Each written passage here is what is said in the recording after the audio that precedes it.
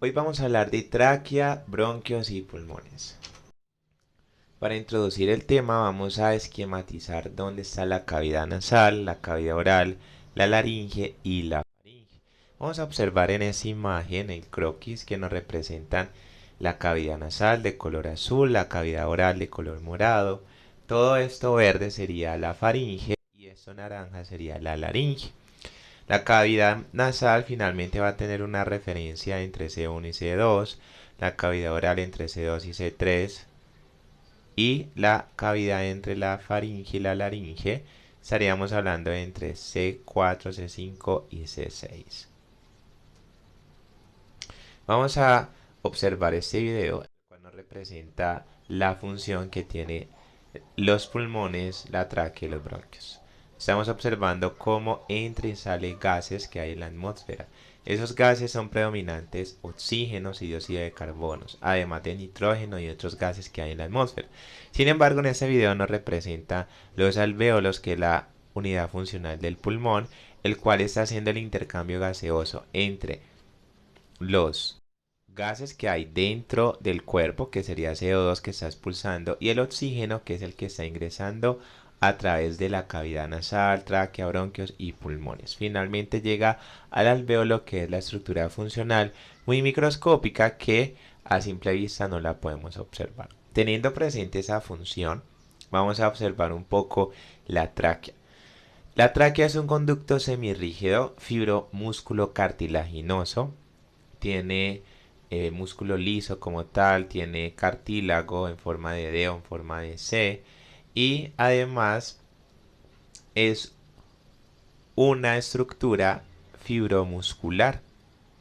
Encontramos además una región anterior que está en relación con el lóbulo tiroideo izquierdo y con la arteria aorta, que la vamos a ver en su momento. Vamos a observar en detalle cuáles son los límites de la tráquea. En el tórax específicamente vamos a hablar que la tráquea va a nivel de C6 hasta T4, T5 en el vivo, y desde una referencia anterior estaríamos hablando desde T6 o específicamente el cartílago cricoides, C6 o cartílago cricoides, hasta el ángulo esternal. Hasta aquí estaríamos observando la tráquea cómo está descendiendo a través del mediastino superior. Las dimensiones de la tráquea mide aproximadamente entre 11 a 13 centímetros, tiene un diámetro anteroposterior entre 14 a 18 milímetros y un diámetro transverso entre 18 a 22 milímetros. La tráquea es móvil, podemos observar en esa radiografía cómo la tráquea está dirigida hacia uno de los campos pulmonares. Por ejemplo, en esa imagen podemos observar muy bien cómo la tráquea se dirige hacia un lado, ya sea por un neumotórax, un hemoneumotórax o alguna alteración dinámica dentro de la caja torácica. En esta diapositiva podemos observar los cartílagos de forma incompleta, como están ubicados en medio de la tráquea, entre esos 11 a 13 centímetros. Hay aproximadamente entre 16 a 20 cartílagos con ligamentos anulares que están anclados uno sobre otros. El epitelio que va a estar revistiendo la tráquea específicamente es un epitelio vibrátil con cilios para la movilización de las secreciones. Finalmente,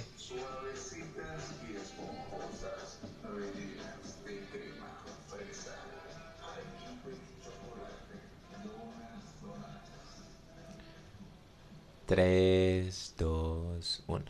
3, 2, 1. Finalmente, la tráquea se bifurca para dividirse en dos bronquios principales. La estructura de la tráquea, si la vemos desde una vista anterior, va a estar uniéndose con el último cartílago de la laringe, que sería el cricoides. Estaríamos observando los ligamentos anulares que están uniendo cada uno de los cartílagos que encontramos en la tráquea.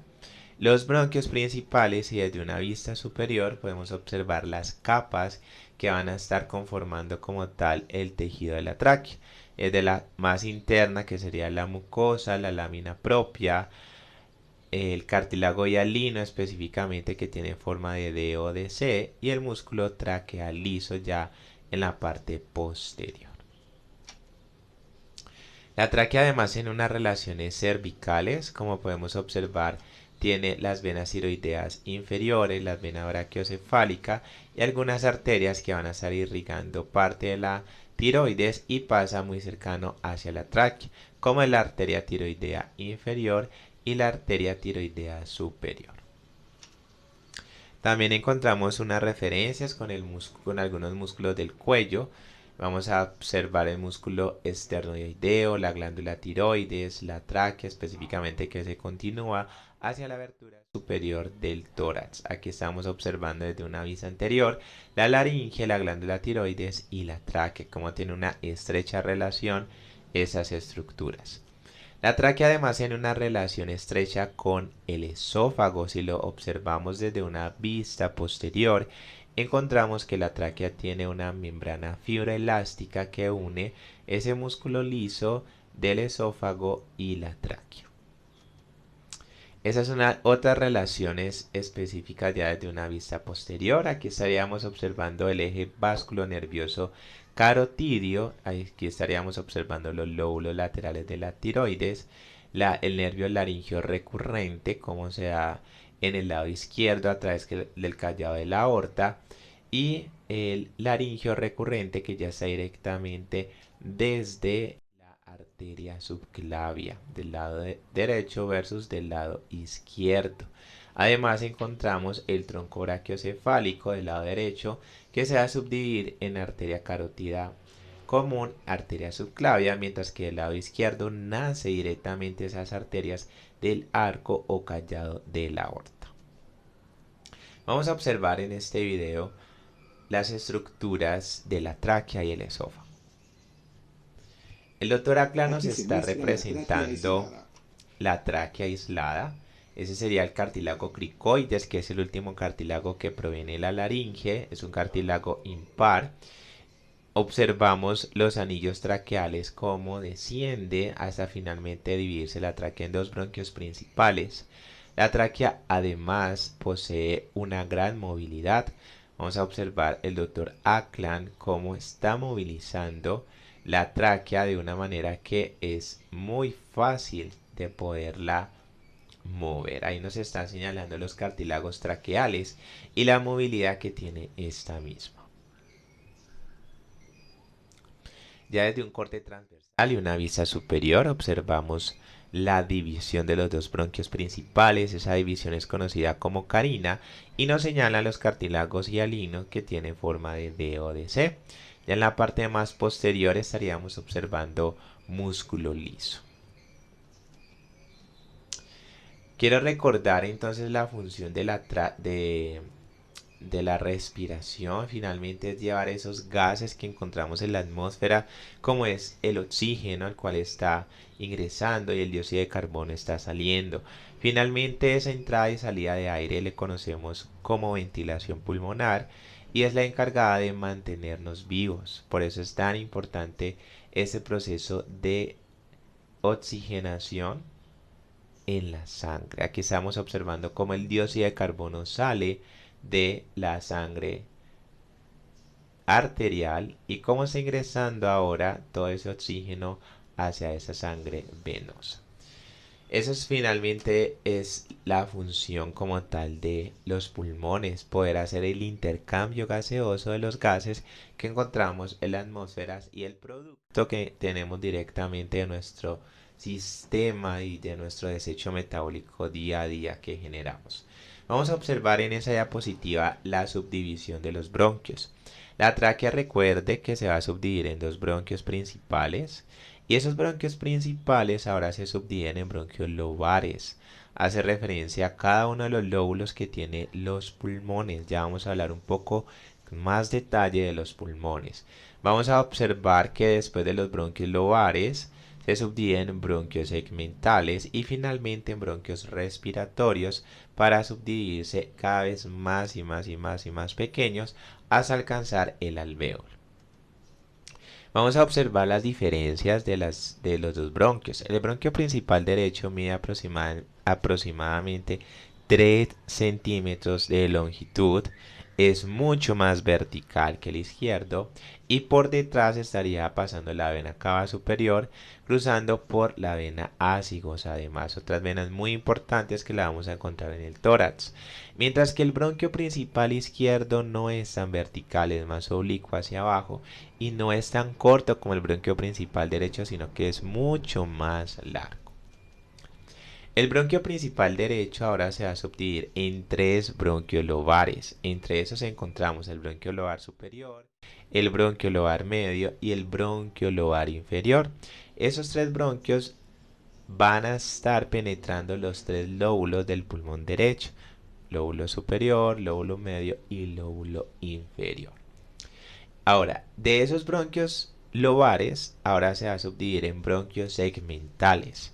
Encontramos el bronquio lobar superior, ahora se subdivide en 3 bronquios segmentales, que es el bronquio apical, el bronquio posterior y el bronquio anterior.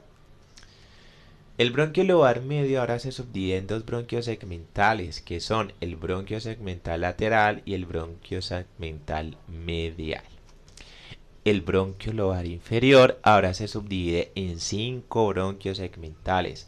Entre esos encontramos el bronquio segmental apical, basal medial, basal anterior, basal lateral, basal posterior, dividiéndose en cada uno de esos lóbulos, de esos segmentos de ese lóbulo inferior del pulmón derecho.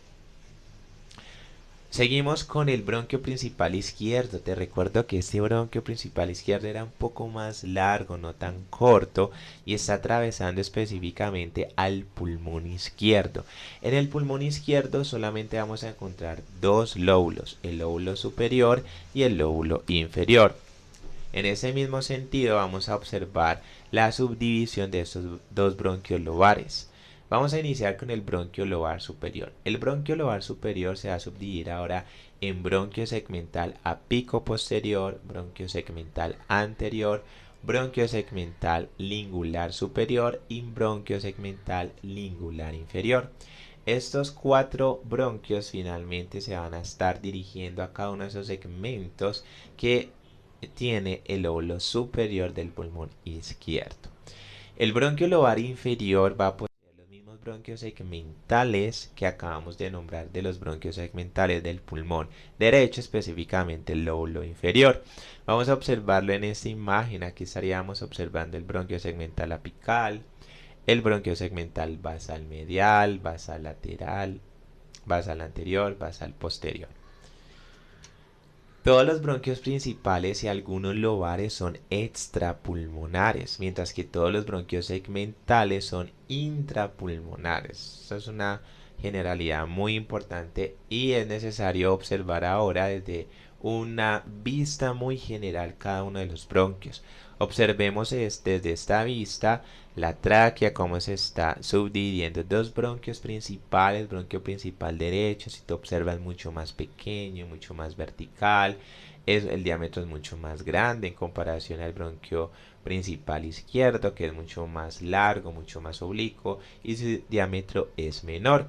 El bronquio principal derecho ahora se subdivide en 3 bronquios lobares, superior, medio e inferior, mientras que el bronquio principal izquierdo se subdivide en 2 bronquios lobares, superior e inferior. Esa es una de las diferencias que encontramos entre los bronquios y además de los pulmones. El bronquio lobar superior ahora se subdivide en 3 bronquios segmentales, el bronquio lobar medio en 2 y el bronquio lobar inferior en 5. Del lado izquierdo vamos a encontrar que el bronquio lobar superior se subdivide en 4 bronquios segmentales y el bronquio lobar inferior en 5. Algunos autores pueden hablar de 10 bronquios segmentales del pulmón derecho y otros autores nombran 9 bronquios segmentales del pulmón izquierdo.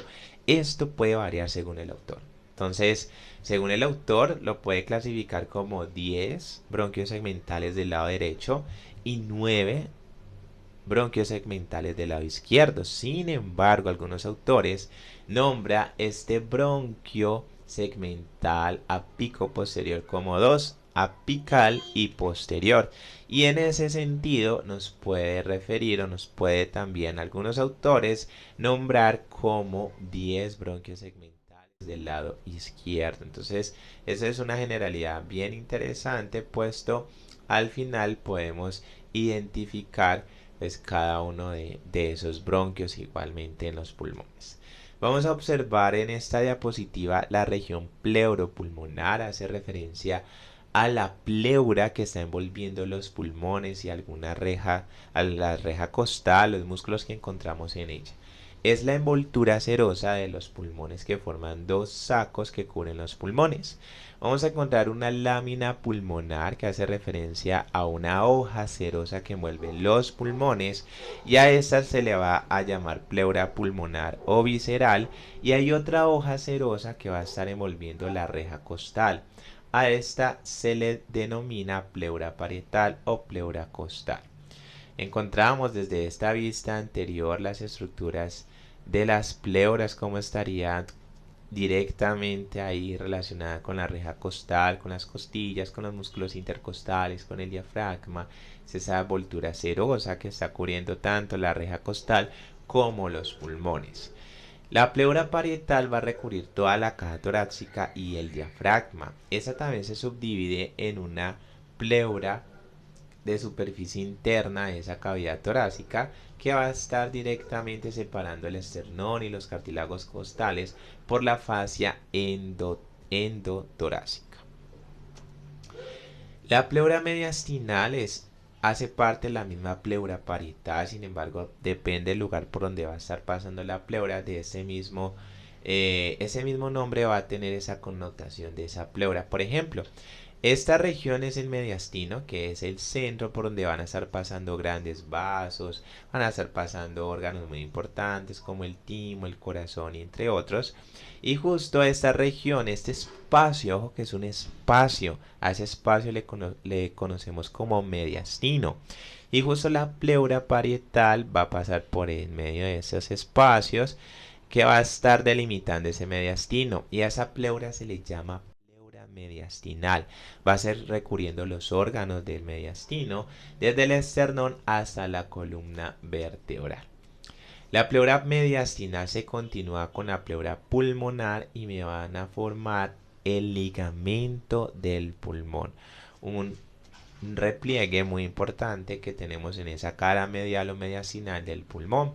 Tenemos además la pleura diafragmática, esta va a estar cubriendo todo el diafragma, excepto el centro tendinoso. Justo en el centro tendinoso va a estar reposando el corazón. Y la fascia frénico-pleural va a estar separándola del diafragma. Desde esta vista vamos a observar un corte de las diferentes tejidos que encontramos desde el pulmón hacia la piel. Desde interno a externo vamos a observar el pulmón que va a estar cubierto por esa pleura pulmonar. Esas serían las costillas, los músculos intercostales, que también va a estar cubierto por esa pleura parietal o costal. En medio de esas dos pleuras vamos a encontrar una cavidad pleural. Esa cavidad es muy, pero muy importante, puesto esta cavidad finalmente es virtual. ¿Eso qué significa? Que las pleuras se van a estar deslizando una sobre otra mientras nosotros inspiramos y expiramos, tomamos el aire y lo botamos. Cada vez que haya un movimiento en los pulmones, estas dos se van a deslizar. Sin embargo, si hay algún líquido, algún elemento extraño que entra en medio de esa cavidad pleural, pues ahora sí va a ser evidente esa cavidad y vamos a observar entonces aire dentro de esa cavidad pleural, sangre dentro de esa cavidad pleural, pus en medio de la cavidad pleural o incluso hasta el sistema linfático, linfa, podemos encontrar en esta cavidad pleural. Dependiendo del contenido, asimismo le vamos a dar un nombre. Por ejemplo, si encontramos aire, se llamará neumotórax. Si encontramos sangre en medio de esa cavidad pleural, encontramos hemotórax, y así entre otras sustancias que vamos a poseer. Así vamos a delimitar como tal el nombre específico de esa sustancia que hay en medio de esas hojas pleurales. Si observamos ya un poco más hacia el exterior o hacia la parte externa, encontraríamos la piel, tejido subcutáneo y piel. En ese mismo orden vamos a observar cada uno de esos tejidos. En medio de los pulmones encontramos unos recesos que hacen referencia a unos espacios, como es el receso costomediastinal, que hace referencia al espacio entre las costillas y el mediastino. Vamos a observar entonces esa unión entre la pleura costal y la pleura mediastinal justo en ese receso costomediastinal. Los pulmones, finalmente la parte terminal va a estar expandido a través de estos sacos alveolares que finalmente se convierten en alveolos pulmonares. La red capilar va a estar envolviendo todos estos alveolos para hacer el intercambio gaseoso. Vamos a encontrar un filamento, una arteriola pulmonar y una vénula pulmonar. Hace referencia a esos vasos que se han hecho cada vez el diámetro más pequeño hasta alcanzar estas diminutas estructuras que son muy importantes, que es el alvéolo. Finalmente en esta región se va a estar formando esa red capilar para hacer el intercambio gaseoso. ¿Eso qué significa? Que la sangre con poco oxígeno que viene por la arteria pulmonar directamente del corazón va a estar envolviendo estos alveolos para llevar la sangre poco oxigenada. ¿Para qué? Para que esta sangre ahora se oxigene a través de ese proceso de la respiración, de la ventilación, y se haga el intercambio gaseoso. ¿Qué intercambio gaseoso se va a dar? El CO2 va a salir y el oxígeno va a ingresar. Y en ese sentido hay un intercambio de gases. Los pulmones tienen unas caras, tienen una base, un ápex y dos bordes. El pulmón derecho es mucho más voluminoso, mientras que el izquierdo es menos voluminoso. ¿Cuáles son las caras de los pulmones? Vamos a encontrar una cara costal, que hace referencia a toda esta cara que está en relación con las costillas. Ella es convexa, se amolda a la curvatura de la pared torácica. Encontramos la cara medial o mediastinal. Justo en esta región vamos a observar el hilio pulmonar, que es la abertura por donde van a estar ingresando esos grandes vasos, esos grandes bronquios principales. Y presenta además el ligamento pulmonar, que hace referencia a la unión entre la pleura mediastinal y la pleura pulmonar. En medio de estas caras vamos a observar algunas impresiones importantes, como es la impresión cardíaca, que es muy marcada en el pulmón izquierdo. En el pulmón derecho no tanto. Vamos a encontrar, vamos a encontrar que se relaciona con las vértebras torácicas en la parte posterior, en la parte de atrás, adelante con el mediastino, y la impresión cardíaca, que es más acentuada en el pulmón izquierdo. Vamos a encontrar el surco para el esófago y la vena ácigos del pulmón derecho. Entonces sería el surco para el esófago, ese sería el surco para la vena ácigos.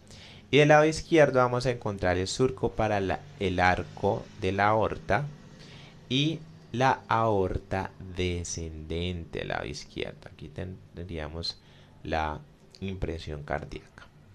Esa sería parte de los lóbulos que vamos a encontrar en cada uno de los pulmones, y tiene una relación estrecha con los bronquios, la subdivisión de los bronquios. Vamos a observar los lóbulos del pulmón derecho. El pulmón derecho presenta tres lóbulos: superior, medio e inferior. Esos lóbulos van a estar separados a través de fisuras. Entre esas encontramos la fisura oblicua, que hace referencia a esta fisura, y la fisura horizontal, que hace referencia a esta fisura. En medio de esas dos fisuras vamos a observar los lóbulos: o lóbulo superior, lóbulo medio y lóbulo inferior. Esas fisuras tienen unas referencias bien importantes. Entre esas encontramos la fisura oblicua, inicia en el proceso espinoso a nivel de T4 en la articulación condrocostal hasta la costilla número 6. Hasta acá, hasta esta costilla número 6. Esa va a ser la referencia de el inicio y el final de esa fisura oblicua. La fisura horizontal inicia a nivel de la costilla número 4 y se va a mantener sobre ese nivel. El lóbulo superior e inferior del pulmón izquierdo solamente va a estar separado por una fisura y la fisura oblicua, mientras que el pulmón derecho, ¿cuántas fisuras teníamos? Dos solamente, que era la misma oblicua que tiene el pulmón izquierdo y además la horizontal. Esa fisura oblicua en el pulmón izquierdo inicia a nivel de T3 y termina a nivel de la séptima costilla, en la articulación condrocostal. Esta es una de las diferencias de los dos pulmones. Encontramos el pulmón derecho con sus tres lóbulos, lóbulo superior, medio e inferior, y el pulmón izquierdo solamente con dos lóbulos, lóbulo superior y lóbulo inferior, separados pues por esas fisuras. Miren, aquí encontramos la fisura oblicua en el pulmón izquierdo, fisura oblicua en el pulmón derecho, pero además de la fisura oblicua en el pulmón derecho tenemos la fisura horizontal.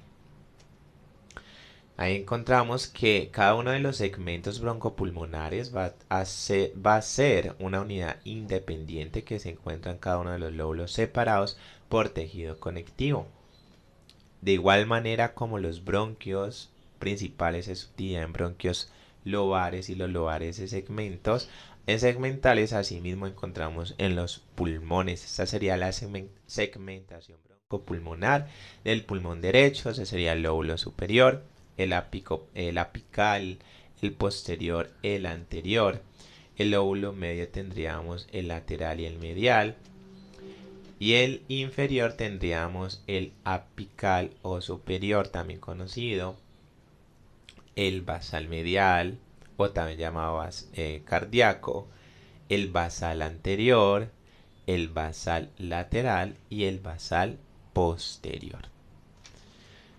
En los segmentos broncopulmonares del pulmón izquierdo, en el lóbulo superior, tendríamos el apico posterior, el anterior, el ingular superior y el ingular inferior.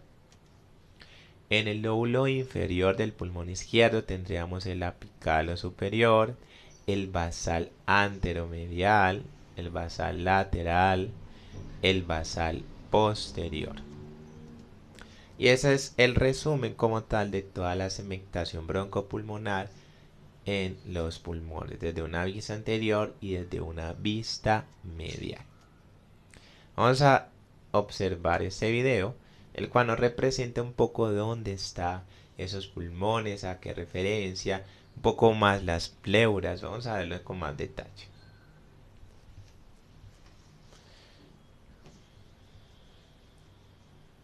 Aquí nos representa cada una de las vistas, desde una vista anterior, posterior, desde una vista lateral, las estructuras que hay en los pulmones. Por ejemplo, nos representan las costillas, la abertura superior del tórax, la abertura inferior del tórax. Cuando hay una inspiración, expiración, ¿qué pasa con el diafragma? Normalmente el diafragma se eleva o desciende. Cuando yo hago una inspiración desciende, cuando yo hago una expiración se eleva. En esta imagen nos representa dos pulmones que están inflados a través de una presión, a través de un tubo. Nos representa la tráquea y los bronquios principales.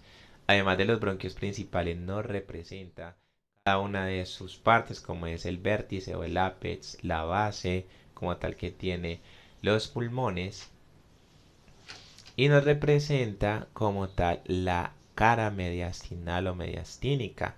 Ahí nos representan la cara medial o mediastínica, que va a estar contenida por el ilio, que es el lugar por donde van a estar ingresando los grandes vasos y los grandes bronquios principales. Todo eso sería la base, que nos representa ya en la parte inferior, o la cara diafragmática específicamente. Ahí nos representan los tres lóbulos divididos por la fisura oblicua, lóbulo superior, lóbulo medio y lóbulo inferior.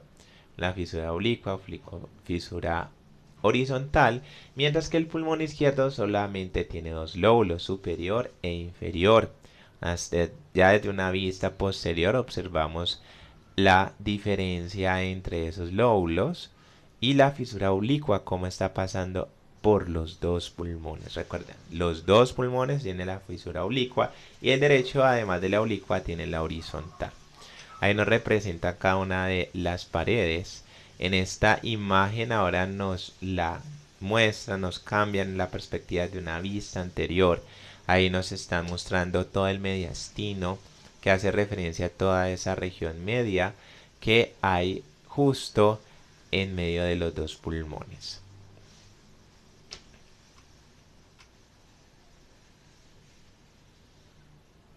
Espero que te haya gustado este video. Dale like, comparte con tus amigos. Si en ese momento están viendo tórax, de seguro que le irá muy bien esa información. Nos vemos en otra ocasión. Chao, chao.